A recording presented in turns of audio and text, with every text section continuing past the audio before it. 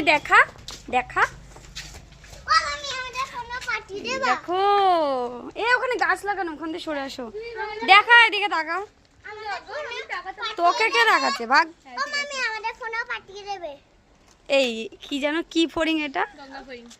এটা কাঠ ফড়িং মনে হয়।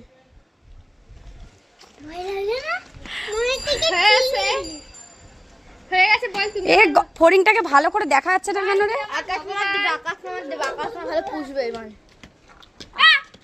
কামড়াবে। দেখিয়ে কত বড় হা করতে পারে।